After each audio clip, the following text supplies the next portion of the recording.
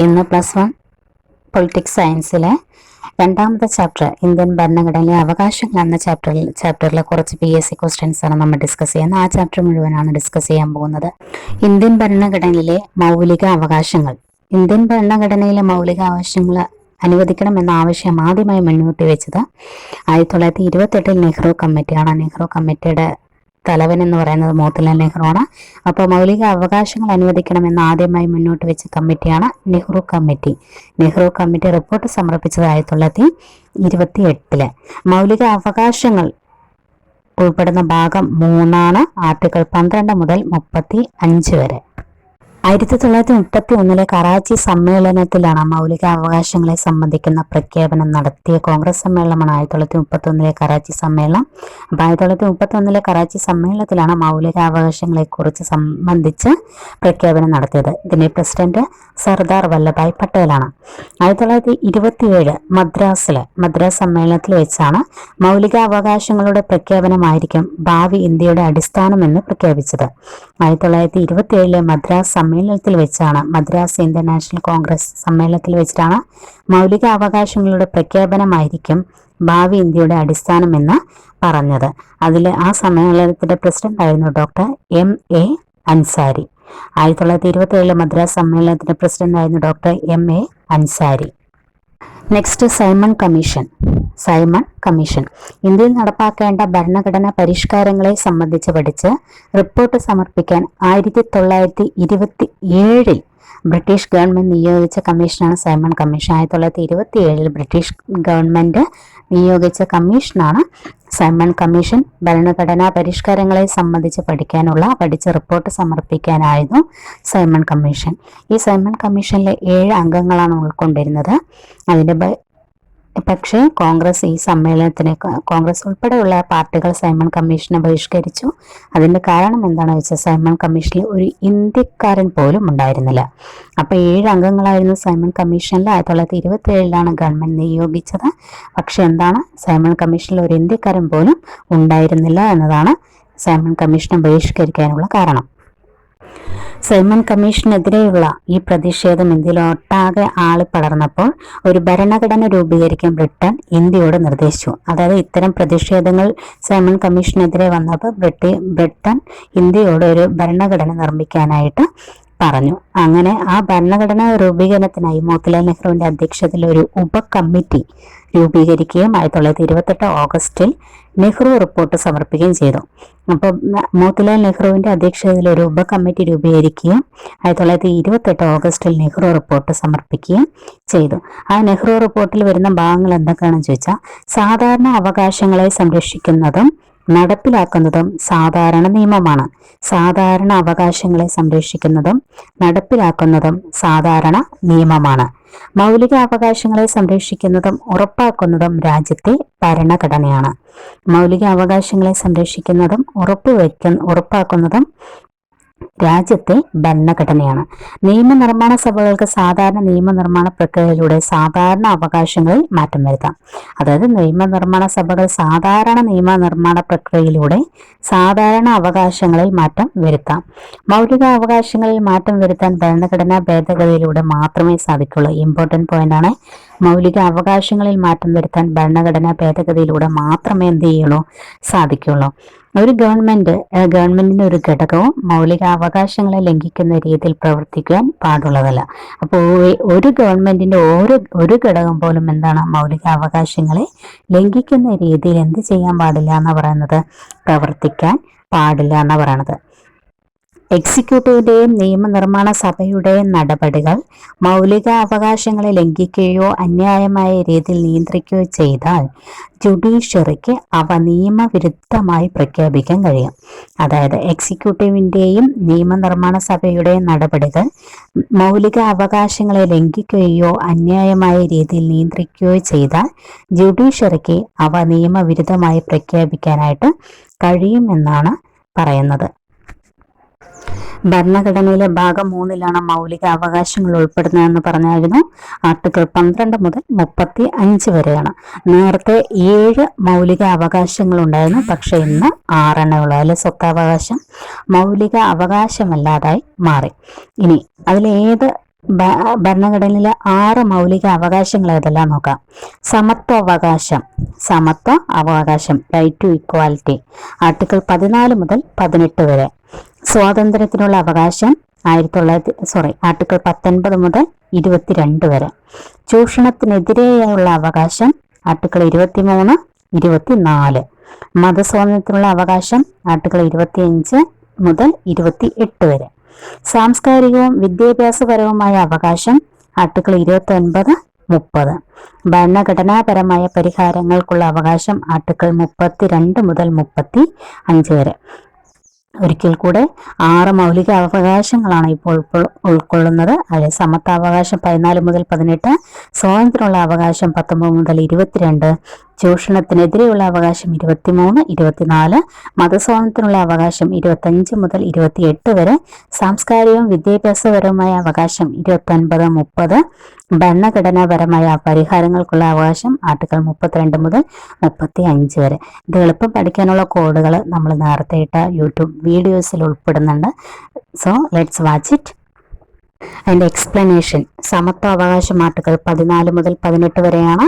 അതിൽ നിയമത്തിന് മുന്നിൽ സമത്വം, നിയമം മുഖേന തുല്യ സംരക്ഷണം നൽകണം, വിവേചനത്തിൽ നിന്നുള്ള സംരക്ഷണം, നിയമനത്തിലെ അവസര സമത്വം, ഐക്യ നിർമ്മാർജ്ജനം, ബഹുമതികൾ നിർത്തലാക്കൽ എന്നിവയാണ്. അത് സമത്വാവകാശം ഉൾക്കൊള്ളുന്ന നിയമത്തിന് മുൻപിൽ സമത്വം, നിയമം മുഖേന തുല്യ സംരക്ഷണം, വിവേചനത്തിൽ നിന്നുള്ള സംരക്ഷണം, നിയമങ്ങളിലെ അവസര സമത്വം, ഐക്യ നിർമ്മാർജ്ജനം, ബഹുമതികൾ നിർത്തലാക്കൽ എന്നിവയാണ്. ആർട്ടിക്കിൾ 14 പറയുന്നത് സമത്വവും നിയമ മുഖേനയുള്ള തുല്യ സംരക്ഷണവും ഒരാൾക്കും, അതായത് ഇന്ത്യക്കകത്ത് ഒരു വ്യക്തിക്കും നിഷേധിക്കരുത്. പിന്നെ നിയമത്തിന് മുന്നിൽ എല്ലാ പൗരന്മാരും തുല്യരാണ്. അവിടെ പദവിയോ സമ്പത്തോ സ്വത്തോ ഒന്നും തന്നെ എന്ത് ചെയ്യുന്നില്ല, നിയമം എല്ലാവരെയും തുല്യമായിട്ട് പരിഗണിക്കുന്നു എന്നാണ് നിയമത്തിന് മുൻപിൽ സമത്വം എന്നതിൽ പറയുന്നത്. നെക്സ്റ്റ്, വിവേചനത്തിൽ നിന്നുള്ള സംരക്ഷണം. ആർട്ടിക്കിൾ 15, വിവേചനത്തിൽ നിന്നുള്ള സംരക്ഷണം. എല്ലാ വിവേചനങ്ങളെയും അവസാനിപ്പിക്കുക. അതായത് ജാതി, മതം, വിശ്വാസ പ്രമാണം, ലിംഗം, ഭാഷ, ജന്മദേശം. അത് ജാതിപരമായോ മതപരമായോ വിശ്വാസ പ്രമാണമായോ ലിംഗമായോ ഭാഷയായോ ജന്മദേശമായോ എന്ത് നടക്കരുത്, വിവേചനം നടക്കരുത്. ഇതാണ് ആർട്ടിക്കിൾ 15 പറയുന്നത്. നെക്സ്റ്റ്, അവസര സമത്വം. ആർട്ടിക്കിൾ 16 പറയുന്ന അവസര സമത്വം. അത് സർക്കാർ ജോലികളിൽ, അതായത് പൊതുനിയമനം എന്ന് പറയുന്ന സർക്കാർ ജോലികളിൽ എല്ലാ പൗരന്മാർക്കും അവസര സമത്വം ഉറപ്പാക്കണം. അവിടെ ജാതി, മതം, ലിംഗം, ഭേദം, ദേശം എന്നിവ ഉൾപ്പെടാൻ പാടില്ല. അപ്പൊ സർക്കാർ ജോലികളിൽ എല്ലാവരും തുല്യരായിരിക്കണം എന്നാണ് പറയുന്നത്. അതേപോലെ ആർട്ടിക്കിൾ 16 സബ് ക്ലോസ് 4 പറയുന്നത് എന്താ വെച്ചാൽ, പിന്നോക്ക വിഭാഗത്തിൽപ്പെട്ട ജനവിഭാഗത്തിന് സർക്കാർ സർവീസിൽ മതിയായ പ്രാതിനിധ്യം ലഭിച്ചിട്ടില്ല എങ്കിൽ ആ സ്റ്റേറ്റിന് ബോധ്യപ്പെടുകയാണെങ്കിൽ അവർക്ക് അർഹമായ സംവരണം കൊണ്ടുവരാൻ എന്ത് ചെയ്യുന്നുണ്ട്, ആ സർക്കാരിന് ബാധ്യസ്ഥതയുണ്ട്. അതായത് ആർട്ടിക്കിൾ 16 സബ് ക്ലോസ് 4 പറയുന്നത് എന്താ വെച്ചാൽ, പിന്നോക്ക വിഭാഗത്തിൽപ്പെട്ട ജനവിഭാഗത്തിന് സർക്കാർ സർവീസിൽ മതിയായ പ്രാതിനിധ്യം ലഭിച്ചിട്ടില്ല എന്ന് ആ സ്റ്റേറ്റിന് തോന്നുകയാണെങ്കിൽ അവർക്ക് എന്ത് ചെയ്യാം, അവർക്ക് ആ സംവരണം ഏർപ്പെടുത്താനുള്ള ബാധ്യത ഉണ്ട് എന്നാണ് ആർട്ടിക്കിൾ 16 സബ് ക്ലോസ് 4 പറയുന്നത്. നെക്സ്റ്റ്, നമ്മൾ ഓരോരുത്തരും കുറെ കേസുകൾ പറയുന്നുണ്ട്. അപ്പൊ ഇതിൽ പറയുന്ന ഒരു കേസ് എന്താ ചോദിച്ചാൽ, സർക്കാർ ജോലികളിലുള്ള സ്ഥാനക്കയറ്റങ്ങളിൽ സംവരണം നിർബന്ധമല്ല എന്ന് സുപ്രീം കോടതി വിധിച്ച കേസാണ് BK Pavithra and others versus union of India. അതായത് സർക്കാർ ജോലികളിലുള്ള സ്ഥാനക്കയറ്റങ്ങളിൽ സംവരണം നിർബന്ധമല്ല എന്ന് സുപ്രീം കോടതി വിധിച്ച കേസാണ് BK Pavithra and others versus union of India. Next, പരിരക്ഷാ വിവേചനം. അതായത് പൊതുനിയമങ്ങളെ എല്ലാ പൗരന്മാർക്കും ഒരേപോലെയുള്ള അവസര സമത്വം നിഷ്കരിച്ചിട്ടുണ്ടെങ്കിലും ചില ഭാഗങ്ങളിൽ നിൽക്കുന്ന സാമൂഹികമായും വിദ്യാഭ്യാസപരമായും പിന്നോക്കം നിൽക്കുന്ന വിഭാഗക്കാർക്കും പട്ടികജാതി പട്ടികവർഗക്കാർക്കും അനുകൂലമായി നിയമനത്തിൽ സംവരണം ഏർപ്പെടുത്താൻ ഭരണഘടന രാഷ്ട്രത്തിന് അനുമതി നൽകിയിട്ടുണ്ട് എന്ന് പറയുന്നുണ്ട്. ഇതിനെയാണ് പരിരക്ഷാ വിവേചനം. അതായത് സാമൂഹികമായും സാമ്പത്തികമായും പിന്നോക്കം നിൽക്കുന്നവർക്കും വിദ്യാഭ്യാസപരമായും പിന്നോക്കം നിൽക്കുന്ന വിഭാഗക്കാർക്കും പട്ടികജാതി പട്ടികവർഗക്കാർക്ക് അനുകൂലമായി നിയമനത്തിൽ സംവരണം ഏർപ്പെടുത്താൻ ഭരണഘടന രാഷ്ട്രത്തിന് അനുമതി നൽകിയിട്ടുള്ള വകുപ്പാണ് പരിരക്ഷാ വിവേചനം എന്ന് പറയുന്നത്. നെക്സ്റ്റ് ആർട്ടിക്കിൾ 17 അയിത്ത നിർമ്മാർജ്ജനം. ആർട്ടിക്കിൾ 17 അയിത്ത നിർമ്മാർജ്ജനം. മഹാത്മാഗാന്ധിക്ക് ജയ് എന്ന മുദ്രാവാക്യത്തോടെ അംഗീകരിക്കപ്പെട്ട ഇന്ത്യൻ ഭരണഘടനയിലെ ആർട്ടിക്കിളാണ് 17. അയിത്ത വിരുദ്ധ നിയമം പാസാക്കിയത് 1955 ജൂൺ 1. അയിത്ത വിരുദ്ധ നിയമം നിലവിൽ വന്നത് 1955 ജൂൺ 1. അയിത്ത വിരുദ്ധ നിയമം ഭേദഗതി ചെയ്ത് 1976. അപ്പൊ ആർട്ടിക്കിൾ 17 എന്താണ്? മഹാത്മാഗാന്ധിക്ക് ജയ് എന്ന മുദ്രാവാക്യത്തോടെ അംഗീകരിക്കപ്പെട്ട ഇന്ത്യൻ ഭരണഘടനയിലെ ആർട്ടിക്കിളാണ്. അയിത്ത വിരുദ്ധ നിയമം നിലവിൽ വന്ന 1955 ജൂൺ 1. അയിത്ത വിരുദ്ധ നിയമം ഭേദഗതി ചെയ്ത് 1976. നെക്സ്റ്റ് ആർട്ടിക്കിൾ 18 ബഹുമതികൾ നിർത്തലാക്കൽ. ആർട്ടിക്കിൾ 18 എന്താണ്? ബഹുമതികൾ നിർത്തലാക്കൽ. ഇന്ത്യൻ പൗരന്മാർ രാഷ്ട്രപതിയുടെ അനുവാദമില്ലാതെ വിദേശ രാഷ്ട്രങ്ങളിൽ നിന്ന് ബഹുമതികൾ സ്വീകരിക്കുന്ന നിരോധിക്കുന്ന വകുപ്പാണ് ആർട്ടിക്കിൾ 18. അതായത് ഇന്ത്യൻ പൗരന്മാർ രാഷ്ട്രപതിയുടെ അനുവാദമില്ലാതെ വിദേശ രാഷ്ട്രങ്ങളിൽ നിന്ന് ബഹുമതി സ്വീകരിക്കുന്നത് നിരോധിക്കുന്ന വകുപ്പാണ് ആർട്ടിക്കിൾ 18 എന്ന് പറയുന്നത്. പക്ഷേ ബഹുമതികൾ സ്വീകരിക്കുന്ന ഒഴിവാക്കിയത് ഏതിനാണെന്നൊക്കെ അറിയോ? അതായത് സാംസ്കാരിക സേവനങ്ങൾക്കും ധീരതയ്ക്കും വ്യക്തികൾക്ക് ബഹുമതികൾ നൽകുന്നതിന് ഭരണഘടന അനുമതി നൽകുന്നു. സാംസ്കാരിക സേവനങ്ങൾക്കും ധീരതയ്ക്കും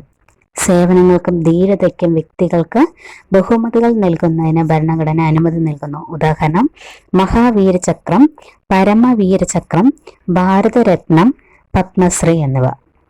ഇത് ആർട്ടിക്കിൾ 18 ഉൾപ്പെടുന്നതല്ല. നെക്സ്റ്റ് ആർട്ടിക്കിൾ 19 മുതൽ 22 വരെ സ്വാതന്ത്ര്യത്തിനായുള്ള അവകാശം. ആർട്ടിക്കിൾ 19 മുതൽ 22 വരെ സ്വാതന്ത്ര്യത്തിനായുള്ള അവകാശം. ജനാധിപത്യത്തിന്റെ വിജയത്തിന് ഏറ്റവും അനിവാര്യമായ അവകാശം എന്നറിയപ്പെടുന്നതാണ് സമത്വത്തിനും സ്വാതന്ത്ര്യത്തിനുമുള്ള അവകാശം. അപ്പോൾ ജനാധിപത്യത്തിന്റെ വിജയത്തിന് ഏറ്റവും അനിവാര്യമായ അവകാശം എന്ന് പറയുന്നത് ഏതാണ്? സമത്വത്തിനും സ്വാതന്ത്ര്യത്തിനുള്ള അവകാശം. സ്വാതന്ത്ര്യം എന്ന് ഉദ്ദേശിക്കുന്നത് ചിന്താ സ്വാതന്ത്ര്യം, ആവിഷ്കാര സ്വാതന്ത്ര്യമാണ്. മൗലിക അവകാശങ്ങളുടെ നട്ടല് എന്ന് വിശേഷിപ്പിക്കുന്നു. അപ്പൊ ആർട്ടിക്കിൾ 19 മുതൽ 22 വരെ ഉള്ളത് എന്താണ്? മൗലിക അവകാശങ്ങളുടെ നട്ടെല്ല് എന്ന് വിശേഷിപ്പിക്കുന്ന അവകാശമാണ് സ്വാതന്ത്ര്യത്തിനായുള്ള അവകാശം. അല്ല, ഏറ്റവും വലിയ മൗലിക അവകാശം എന്ന് പറയുന്നത് വ്യക്തി സ്വാതന്ത്ര്യമാണ്. ഏറ്റവും വലിയ മൗലിക അവകാശമായിട്ടുള്ളത് ഏതാണെന്ന് ചോദിച്ചാൽ വ്യക്തി സ്വാതന്ത്ര്യമാണ്. ഇനി ഇതിൽ ഉൾപ്പെടുന്ന മറ്റ് അവകാശങ്ങൾ ഏതൊക്കെയാണെന്ന് നോക്കാം. അഭിപ്രായ സ്വാതന്ത്ര്യമോ ആവിഷ്കാര സ്വാതന്ത്ര്യമോ. അതായത് അഭിപ്രായം പറയാനും ആവിഷ്കരിക്കാനുള്ള സ്വാതന്ത്ര്യം. ആർട്ടിക്കിൾ 19 സബ്ക്ലോസ് 1 ബ്രാക്കറ്റിൽ എ. സമ്മേളന സ്വാതന്ത്ര്യം ആർട്ടിക്കിൾ 19 1 ബി. സംഘടനാ സ്വാതന്ത്ര്യം ആർട്ടിക്കിൾ 19 1 സി. സഞ്ചാര സ്വാതന്ത്ര്യം ആർട്ടിക്കിൾ 19 1 ഡി. പാർപ്പിട സ്വാതന്ത്ര്യം ആർട്ടിക്കിൾ 19 1 ഇ. തൊഴിൽ, വ്യാപാരം, വ്യവസായം എന്നിവയ്ക്കുള്ള സ്വാതന്ത്ര്യം ആർട്ടിക്കിൾ 19 1 ജി. അപ്പോൾ ഒരിക്കലും കൂടെ അഭിപ്രായ സ്വാതന്ത്ര്യം, ആവിഷ്കാര സ്വാതന്ത്ര്യമുള്ള ആർട്ടിക്കിൾ 19 1 എ. സമ്മേളന സ്വാതന്ത്ര്യം ആർട്ടിക്കിൾ 19 1 ബി. സംഘടനാ സ്വാതന്ത്ര്യം ആർട്ടിക്കിൾ 19 1 സി. സഞ്ചാര സ്വാതന്ത്ര്യം ആർട്ടിക്കിൾ 19 1 ഡി. പാർപ്പിട സ്വാതന്ത്ര്യം ആർട്ടിക്കിൾ 19 1 ഇ. തൊഴിൽ, വ്യാപാരം, വ്യവസായം എന്നിവയ്ക്കുള്ള സ്വാതന്ത്ര്യം ആർട്ടിക്കിൾ 19 1 ജി. നെക്സ്റ്റ് ആർട്ടിക്കിൾ 20 കുറ്റാരോപിതരുടെ അവകാശങ്ങൾ. അതായത് കോടതിയിൽ ന്യായവാദ വിചാരണ ഉറപ്പുവരുത്തുന്നതിന് ഭരണഘടന അനുശാസിക്കുന്ന അവകാശങ്ങളാണ് ഇത്. ഇതിലെന്ന് പറയുന്നത് ഒരു പ്രതി അതായത് ഒരു കുറ്റം ചെയ്യുന്ന ആ കുറ്റക്കാരൻ ആ നിലവിലുള്ള നിയമപ്രകാരം മാത്രമേ എന്ത് ചെയ്യാൻ പറ്റുള്ളൂ, അയാളെ ശിക്ഷിക്കാൻ പാടുള്ളൂ. അതിനുശേഷം വരുന്ന നിയമങ്ങൾ അയാൾക്ക് ബാധകമില്ല. അതുപോലെ ഒരു കുറ്റത്തിന് ഒരു പ്രാവശ്യത്തിൽ കൂടുതൽ ആരെയും എന്ത് ചെയ്യാൻ പറ്റില്ല, ശിക്ഷിക്കാനായിട്ട് സാധിക്കില്ല. കുറ്റം ആരോപിക്കപ്പെട്ട വ്യക്തിയെ അയാൾക്കെതിരെ സാക്ഷിയാക്കാൻ നിർബന്ധിക്കാനും പാടില്ല. അപ്പൊ ഇത്രയും കാര്യങ്ങളാണ് ഏത് ആർട്ടിക്കിൾ 20. അടുത്തത് ആർട്ടിക്കിൾ 21. അടുത്തത് വന്നിട്ട് ആർട്ടിക്കിൾ 21 ജീവനും സ്വാതന്ത്ര്യമുള്ള അവകാശം. ജീവനും വ്യക്തി സ്വാതന്ത്ര്യത്തിനുമുള്ള അവകാശങ്ങൾ. ഇത് മൗലികാവകാശങ്ങളുടെ അടിത്തറ എന്നറിയപ്പെടുന്നു. മൗലിക അവകാശങ്ങളുടെ അടിത്തറ എന്നറിയപ്പെടുന്ന മൗലിക അവകാശമാണ് ജീവനും സ്വാതന്ത്ര്യത്തിനുമുള്ള അവകാശം എന്ന് പറയുന്നത്. ആർട്ടിക്കിൾ 21 ജീവിക്കാനുള്ള അവകാശത്തിൽ ഉൾപ്പെടുത്തണം എന്ന് സുപ്രീം കോടതി നിർദ്ദേശിച്ച അവകാശമാണ് പാർപ്പിടത്തിനും ഉപജീവനത്തിനുമുള്ള അവകാശം. ജീവിക്കാനുള്ള അവകാശത്തിൽ ഉൾപ്പെടുത്തണം എന്ന് സുപ്രീം കോടതി നിർദ്ദേശിച്ച അവകാശമാണ് പാർപ്പിടത്തിനും ഉപജീവനത്തിനുമുള്ള അവകാശം. നെക്സ്റ്റ്, സ്വകാര്യതയ്ക്കുള്ള അവകാശം ഉൾപ്പെടുന്നത് മൗലികാവകാശം ആർട്ടിക്കിൾ 21. സ്വകാര്യതയ്ക്കുള്ള അവകാശം റൈറ്റ് ടു പ്രൈവസി വെർഡിക്റ്റ് മൗലിക അവകാശമാണെന്ന് സുപ്രീം കോടതി പ്രഖ്യാപിച്ചത് KS Puttaswamy case 2017. 2017 KS Puttaswamy കേസിലാണ് സ്വകാര്യതയ്ക്കുള്ള അവകാശം മൗലിക അവകാശമാണെന്ന് സുപ്രീം കോടതി പ്രഖ്യാപിച്ചത്. അതുപോലെ തന്നെ ഇന്റർനെറ്റ് ഉപയോഗം വ്യക്തികളുടെ മൗലിക അവകാശത്തിന്റെയും വിദ്യാഭ്യാസ അവകാശത്തിന്റെയും ഭാഗമാണെന്ന് കേരള ഹൈക്കോടതി വിധിക്കാൻ കാരണമായ കേസാണ് Faheema Shirin versus state of Kerala. Faheema Shirin versus state of Kerala 2019. Internet ഉപയോഗം വ്യക്തികളുടെ മൗലിക അവകാശത്തിന്റെയും വിദ്യാഭ്യാസ അവകാശത്തിന്റെയും ഭാഗമാണെന്ന് കേരള ഹൈക്കോടതി വിധിക്കാൻ കാരണമായ കേസാണ് Faheema Shirin versus state of Kerala 2019. Next, വിദ്യാഭ്യാസത്തിനുള്ള അവകാശം. വിദ്യാഭ്യാസത്തിനുള്ള അവകാശം 6 മുതൽ 14 വയസ്സ് വരെയുള്ള പ്രായമുള്ള എല്ലാ കുട്ടികൾക്കും സൗജന്യവും നിർബന്ധവുമായ വിദ്യാഭ്യാസം നൽകണമെന്ന് അനുശാസിക്കുന്ന ആർട്ടിക്കിളാണ് 21A. അപ്പോൾ 6 മുതൽ 14 വരെയുള്ള കുട്ടികൾക്ക് നിർബന്ധിതവും സൗജന്യവുമായ വിദ്യാഭ്യാസം നൽകണമെന്ന് പറയുന്ന ആർട്ടിക്കിളാണ് 21A. ഇത് കൂട്ടിച്ചേർത്തത് 2002 86 ഭരണഘടനാ ഭേദഗതി പ്രകാരം. ആർട്ടിക്കിൾ 21A കൂട്ടിച്ചേർത്തത് 2002 86 ഭരണഘടനാ ഭേദഗതി പ്രകാരം. ഇത് പാർലമെന്റ് അവകാശ നിയമം പാസാക്കിയ വർഷം, പാർലമെന്റ് വിദ്യാഭ്യാസത്തിനുള്ള അവകാശ നിയമം പാസാക്കിയ വർഷം 2009 ഓഗസ്റ്റ് 4. അപ്പൊ 2002 86 ഭേദഗതി ഇത് കൂട്ടിച്ചേർത്തു 2009 ഓഗസ്റ്റ് 4 പാർലമെന്റ് നിയമം പാസാക്കി. ഈ വിദ്യാഭ്യാസ അവകാശ നിയമം നിലവിൽ വന്നത് 2010 ഏപ്രിൽ 1. അപ്പൊ നിലവിൽ വന്നത് 2010 ഏപ്രിൽ 1. ഭേദഗതി ബില്ല് പാർലമെന്റ് പാസ്സാക്കിയത് 2019 ജനുവരി 3. അതായത് വിദ്യാഭ്യാസ അവകാശ ഭേദഗതി ബില്ല് പാർലമെന്റ് പാസ്സാക്കിയത് 2019 ജനുവരി 3. ഇത് പ്രസിഡന്റ് ഒപ്പുവെച്ചത് 2019 ജനുവരി 10. അപ്പൊ നോക്കിയ 2002 86 ഭരണഘടന പ്രകാരം 21A കൂട്ടിച്ചേർത്തു. 2009 ഓഗസ്റ്റ് 4 എന്ത് ചെയ്തു? പാർലമെന്റ് ഈ അവകാശ നിയമം പാസാക്കി. നിയമം നിലവിൽ വന്നത് 2010 ഏപ്രിൽ 1. ഭേദഗതി ബില്ല് പാർലമെന്റ് പാസാക്കിയത് 2019 ജനുവരി 3. പ്രസിഡന്റ് ഒപ്പുവെച്ചത് 2019 ജനുവരി 10. നെക്സ്റ്റ്, ആർട്ടിക്കിൾ 22 അന്യായമായ അറസ്റ്റിനും തടങ്കലിനും എതിരായ സംരക്ഷണം.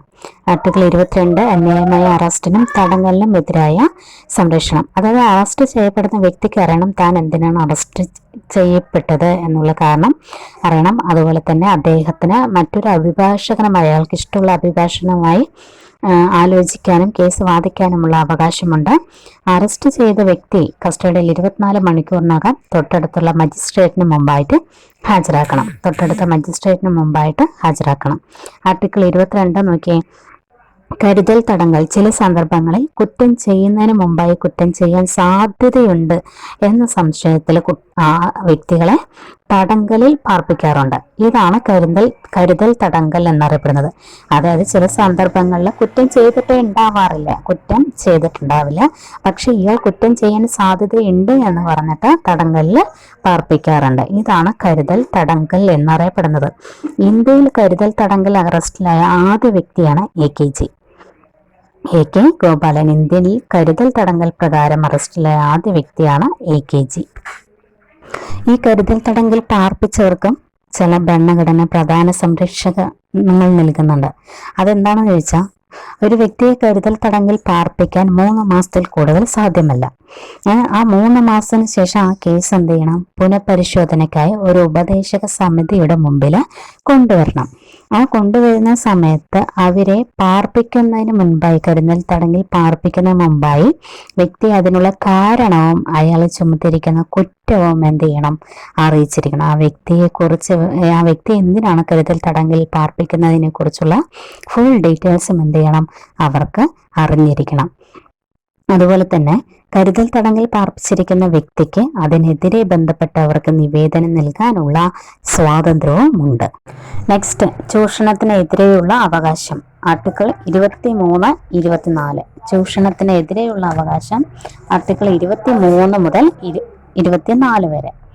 ഇതിലെന്താ പറയുന്നത് ചോദിച്ചാൽ, മനുഷ്യനെ വിൽപ്പന ചരക്കാക്കുന്നതിനും അടിമയാക്കുന്നതിനും നിർബന്ധിതമായി തൊഴിലെടുപ്പിക്കുന്നത് നിരോധിച്ചിരിക്കണം.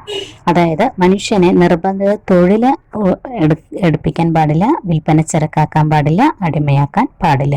അതേപോലെ അസാൻമാർഗീയ പ്രവർത്തനങ്ങൾക്കായി, അതായത് തെറ്റായ രീതിയിൽ ഉള്ള പ്രവർത്തനങ്ങൾക്ക് സ്ത്രീകളെയും കുട്ടികളെയും ഉപയോഗപ്പെടുത്താൻ പാടില്ല. ബെഗർ അഥവാ നിർബന്ധിത വേല, അതായത് ഭരണഘടന നിരോധിച്ചു. ബെഗർ അഥവാ നിർബന്ധിത വേല, അതായത് ഈ 14 വയസ്സിന് താഴെയുള്ള കുട്ടികളെ ഫാക്ടറികളിലും ഖനികളിലും അതുപോലെ തന്നെ വേറെ സ്ഥലങ്ങളിലൊക്കെ എന്ത് ചെയ്യുന്നുണ്ട്? തൊഴിലെടുപ്പിക്കുന്നുണ്ട്. ഇത് എന്ത് ചെയ്തിരിക്കണം? നിരോധിച്ചിരിക്കണം. ആർട്ടിക്കിൾ 24 പ്രകാരമാണ് ഈ ബാലവേല നിരോധിച്ചിരിക്കുന്നത്. നെക്സ്റ്റ്, മതസ്വാതന്ത്ര്യത്തിനുള്ള അവകാശം. ആർട്ടിക്കിൾ 25 മുതൽ 28 വരെ. മതസ്വാതന്ത്ര്യത്തിനുള്ള അവകാശം ആർട്ടിക്കിൾ 25 മുതൽ 28 വരെ. ഇഷ്ടമുള്ള മതം സ്വീകരിക്കാം.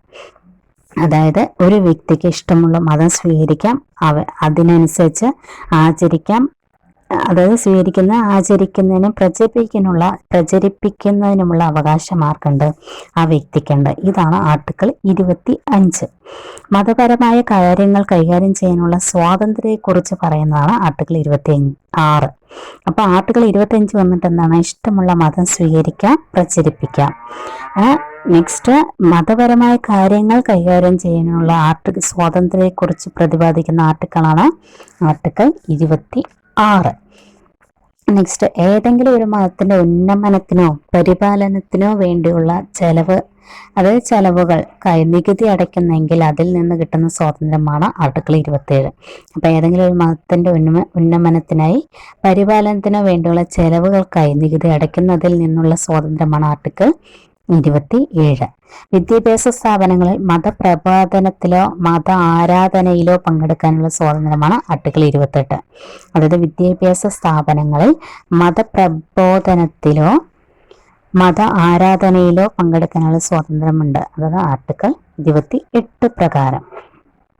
എന്നാൽ ഈ മതസ്വാതന്ത്ര്യത്തിന് മേൽ ഗവൺമെന്റിനെയും ചില നിയന്ത്രണങ്ങൾ എടുക്കാവുന്ന സാഹചര്യങ്ങളുണ്ട്. ആ സാഹചര്യങ്ങൾ ഏതാണെന്ന് ചോദിച്ചാൽ, ക്രമസമാധാനം, സദാചാരം, ആരോഗ്യം എന്നിവയെ സംരക്ഷിക്കുന്നതിന് വേണ്ടി മതസ്വാതന്ത്ര്യത്തിന്മേൽ ഗവൺമെന്റിന് അധികാരങ്ങൾ ഏർപ്പെടുത്താം. അതുകൂടാതെ സാമൂഹ്യമായ ചില ദുഷ്കൃത്യങ്ങൾ, അതായത് സതി, ബഹുവിവാഹം, നരബലി തുടങ്ങിയവയെ എതിർക്കാനായിട്ട് ഗവൺമെന്റിന് കഴിയും. അതായത് സതി, ബഹുവിവാഹം, നരബലി തുടങ്ങിയ സാമൂഹികമായ ചില ദുഷ്കൃത്യങ്ങളെ തുടച്ചു മാറ്റാൻ ആർക്ക് കഴിയും? ഗവൺമെന്റിന് കഴിയുന്നതാണ്.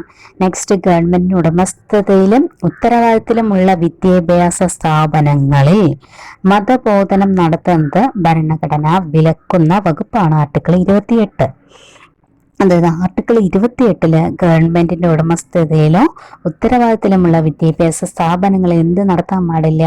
മതബോധനം നടത്താൻ പാടില്ല എന്നാണ് പറയുന്നത്. നെക്സ്റ്റ്, ആർട്ടിക്കിൾ 29, 30 സാംസ്കാരികവും വിദ്യാഭ്യാസപരവുമായ അവകാശം. അതായത് ആർട്ടിക്കിൾ 29, 30 സാംസ്കാരികമോ വിദ്യാഭ്യാസപരമായോ ഉള്ള അവകാശങ്ങൾ. രാജ്യത്തിന്റെ ഏതെങ്കിലും ഭാഗത്തോ അല്ലെങ്കിൽ രാജ്യത്തൊട്ടാകെയോ മറ്റ് സാമൂഹ്യ വിഭാഗങ്ങളെക്കാൾ എണ്ണത്തിൽ കുറവുള്ളവരും ഒരു പൊതുഭാഷയോ ഉള്ളവരുമായ വിഭാഗങ്ങളാണ് ന്യൂനപക്ഷങ്ങൾ. ന്യൂനപക്ഷങ്ങൾ എന്താണ് സാമൂഹ്യ വിഭാഗങ്ങളെക്കാൾ ഏറ്റവും കുറവാണ്, എണ്ണത്തിൽ ഏറ്റവും കുറവ്. അതുപോലെ തന്നെ അവർക്ക് ഒരു പൊതുഭാഷയോ മതമോ ഉള്ളവരായിരിക്കും. ഇവരാണ് പറയുന്നത് ന്യൂനപക്ഷക്കാർ എന്ന് പറയുന്നത്. ഇവർക്കും ചില അവകാശങ്ങൾ ഉണ്ട്. അതായത് അവിടെ ഏത് ഭാഗത്ത് ജീവിക്കുന്ന പൗരനും സ്വന്തം ഭാഷയും ലിപിയും സംസ്കാരവും ഉറപ്പുവരുത്താം. അതുപോലെ എല്ലാ ഭാഷാ ന്യൂനപക്ഷങ്ങൾക്കും സ്വതന്ത്രമായ വിദ്യാഭ്യാസ സ്ഥാപനങ്ങൾ സ്ഥാപിക്കാൻ നടത്തിക്കൊണ്ടുപോകാം.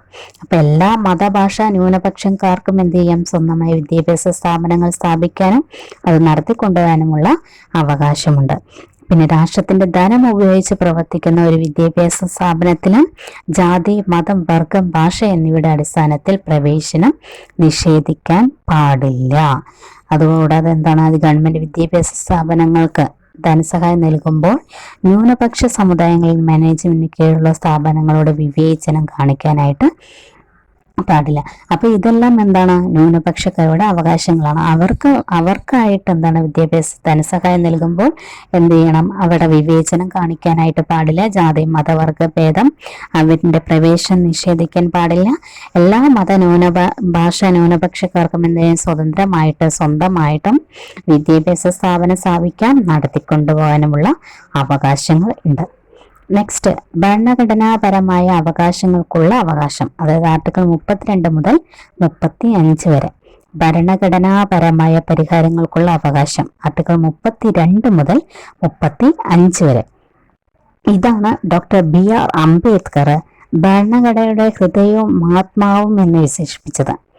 ആർട്ടിക്കിൾ 32 ഭരണഘടനയുടെ ഹൃദയവും ആത്മാവും എന്ന് ആര് വിശേഷിപ്പിച്ചത്? Doctor BR Ambedkar.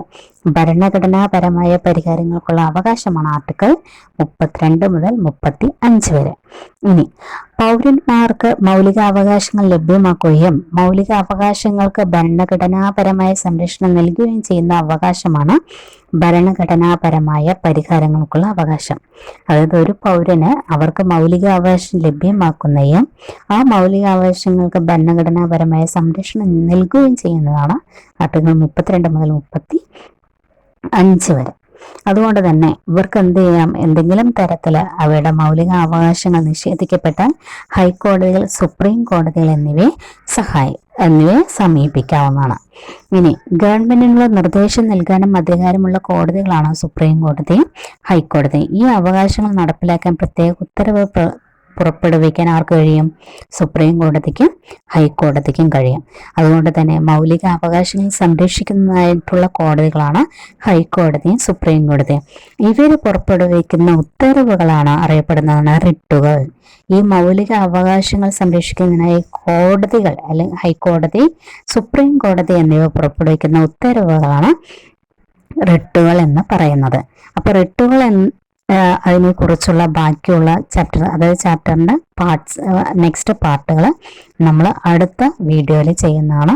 സോ എല്ലാവരും കാണുക, കണ്ടിഷ്ടമായ ലൈക്ക് തരിക, പിന്നെ സബ്സ്ക്രൈബ് ചെയ്യുക. Thank you so much.